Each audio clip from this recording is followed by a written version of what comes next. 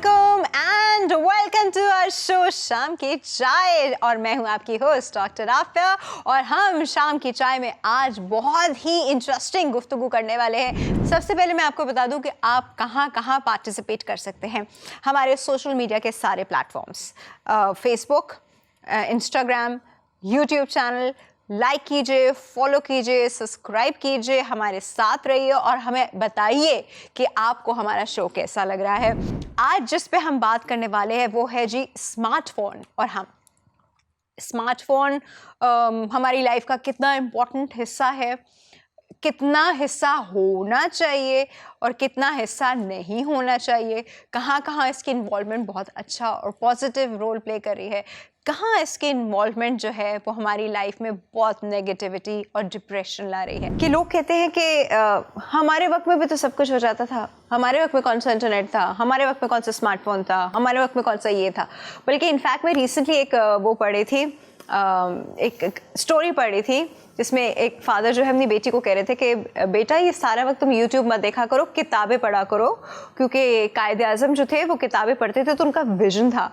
तो उनकी बेटी ने फिर पलट के कहा कि डैडी उस वक्त में यूट्यूब होता नहीं था। एक्चुअली बिल्कुल आई डू बिलीव कि मेरे ख्याल से हम एग्जैक्टली आज के दौर को उस दौर से कंपेयर नहीं कर सकते हो। अगर करना ही है तो फिर आपको हर चीज़ रिवर्स करनी पड़ेगी, जो कि हम नहीं कर सकते। तो ऑब्वियसली जो उस वक्त भी टेक्नोलॉजीज़ थी, उस वक्त भी अगर आप काइज़म की बात करें तो वो गाड़ी में जाते थे, लेकिन उनसे पहले पैदल भी लोग जाते थे। हाँ, तो जब जो टेक्नोलॉजी थी उन्होंने यूज़ किया। So I personally believe that there is no harm in using the technology. The harm is when technology starts using you.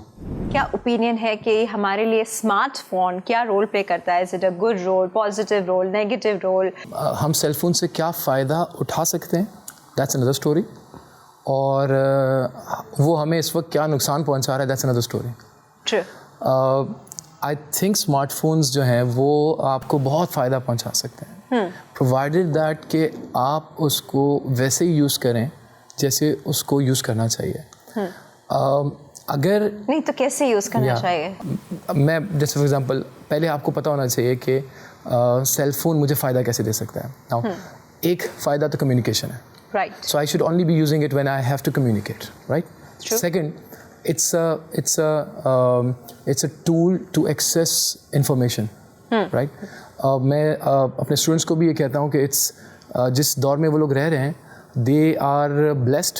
तो कर करके समझ में आया कि यहाँ तक यूज़ है और ये अब भी यूज़ शुरू हो गया। लेकिन बाय दैट टाइम आप हैबिचुअल बन चुके हैं। एग्जैक्टली। तो अब वो इतनी जो ना हैबिचुअल बन चुके हैं कि अब आपको मतलब हर जगह आप इसको यूज़ कर रहे हो, हर जगह यूज़ कर रहे हो। ये सेल फोन जो है अनफॉर्चुनेटली इसके अब्यूज़ की वजह से ये जहाँ कैमरा खा गया, माइक खा गया, जहाँ ये आपका टॉर्च खा गया, जहाँ ये आपकी घड़ी खा गया, वेदर रिपोर्ट, या इतनी सारी चीज़ें खा गया, वहाँ ये आपके दोस्त भी खा गया। तो फिर आपको भी उसी डायरेक्शन में चलना होगा, वरना पीछे बैठ के आपने क्या करना है? You know, you won't be able to do anything.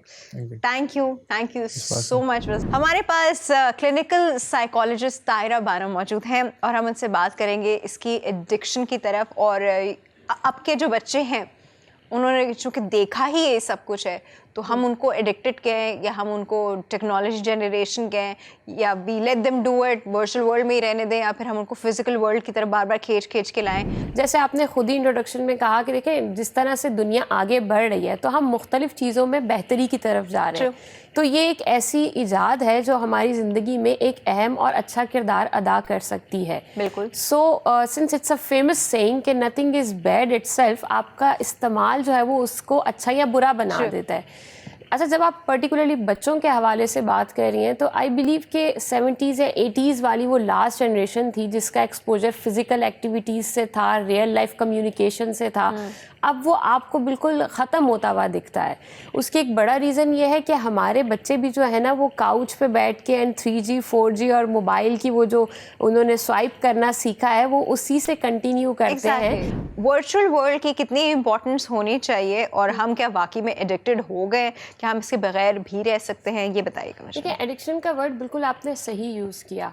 मैं आपको सरप्राइजिंगली बताऊं, हमारे बहुत से लोगों को पता भी नहीं है कि स्मार्टफोन यूज़ करने से या डिफरेंट सोशल ऐप्स यूज़ करने से आपके दिमाग में एग्जैक्ट वही केमिकल रिलीज़ होता है जो या तो सिगरेट पीने से होता है या शराब पीने से होता है या चर्च पीने से होता है, जिसको हम डोपामीन कहते हैं। Dopamine, right.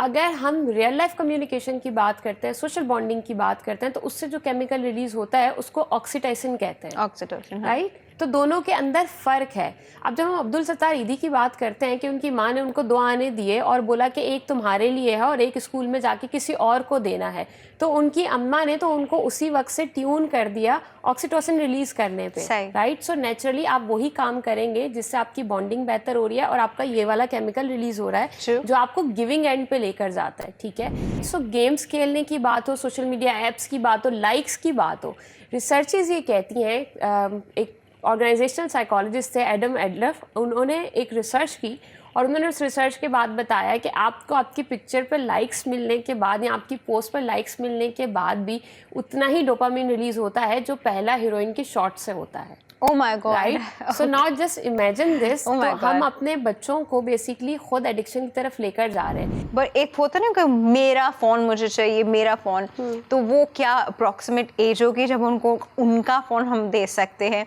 सेकेंडली, स्मार्टफोन ना होने की वजह से या अपना पर्सनल फ़ोन ना होने की वजह से बच्चे डिप्रेशन में भी आ जाते हैं। डिपेंडेंटली अगर आपने उनको फ़ोन देना है तो वो आफ्टर 18 ही है। After 18? More appropriate age, yes. उससे पहले अगर आप दे रहे तो आप 2 साल का control बच्चा share जो करते हैं। स्लाइड करके ऐसे घुस जाता है और सब कुछ कर रहा होता है और उसको सारी ऐप्स का सरप्राइजिंगली पता होता है। एग्जैक्टली। और फिर पता है क्या पीयर प्रेशर होता है, फिर वो कहते हैं मेरे इस दोस्त के पास है, इस दोस्त के पास है, मेरे पास क्यों नहीं है? तो what are the reasons that you are supposed to give? आप अपने बच्चे को वो रीजंस बताओ कि ये रीजंस हैं, इस वजह से तुम्हारे पास अभी नहीं है, क्या होंगे? देखिए, फर्स्ट थिंग इज़ कि आपने एक तो जो पीयर प्रेशर है it's very real. I not से कि नहीं आप उसको कह दें कि आप नहीं दे रहे और वो काम करेगा, ऐसा नहीं होता। आजकल बच्चों के साथ इस तरह का रिलेशनशिप है नहीं पेरेंट्स का। लेकिन अगर आपका बच्चा आपके पास आता है और आपको बता रहा है कि मेरे दोस्त के पास है और मेरे पास नहीं है, उसके पेरेंट्स दे देते हैं, आप मुझे नहीं दिलाते, तो आपने उसको ये बात अंडरस्टैंड करानी है कि उसके पेरेंट्स अगर उसको दे रहे हैं तो वो उनके घर के लिमिटेशंस हैं या उनके घर के प्रिंसिपल्स हैं, लेकिन आपके घर के प्रिंसिपल्स डिफरेंट हैं। तो आपके घर के प्रिंसिपल डिफरेंट क्यों है? इसलिए क्योंकि ये यूनिवर्सल अगर आप देखें तो ये वर्केबल प्रिंसिपल्स हैं। वो जो कर रहे हैं वो फॉर द टाइम बीइंग या शॉर्ट साइटेड पेरेंटिंग है, जो हम करना चाह रहे हैं वो लॉन्ग टर्म पेरेंटिंग है। एंड देन अगेन आप फुली कट ऑफ नहीं कर सकते, तो आप कंट्रोल शेयर करते हैं। ये किस तरह की साइकोलॉजी है? अब इसको कैसे हम कैटर करें? देखिए, जो लेटेस्ट रिसर्चेज हैं वो साबित करती हैं कि 19 साल या 18 साल की उम्र से लेके ज़्यादातर जो लोग हैं वो 29 या 32 साल की उम्र तक सोशल मीडिया की वजह से डिप्रेशन का शिकार हैं और उसके नतीजे में उनके अंदर सुसाइडल टेंडेंसीज जो है वो ज़्यादा पाई जा रही हैं। ठीक है। सो डिप्रेशन जो है वो एक तो हम कॉम्पीट कर रहे हैं ना एक दूसरे से कि ठीक है इसको इतने लाइक्स मिल गए मुझे नहीं मिले। एक ये भी है कि आपको दूसरे की ब्लेसिंग्स जो है वो अच्छी नहीं लग रही होती। ठीक है, कि इसके पास ये सब मौजूद है, मेरे पास मौजूद नहीं है, इसके पास ये गाड़ी है, ये अभी वेकेशंस पे गए, मैं वेकेशंस पे नहीं गया। तो ये सारी चीज़ें आप मुस्तकिल तौर के ऊपर एक कॉम्पिटिशन में चल रहे हैं। आप लोग रखिएगा अपना बहुत ज़्यादा ख्याल, हमारे साथ रहेगा और हमारे सोशल मीडिया के pages, see again social media, हमारा इंस्टाग्राम हैंडल, हमारा फेसबुक का पेज, हमारा यूट्यूब का चैनल एज नाउ टीवी, उसको ज़रूर फॉलो, लाइक, सब्सक्राइब कीजिए और हमारे साथ रहिए और अपना फीडबैक दीजिए। टिल टुमारो, अल्लाह हाफ़िज़।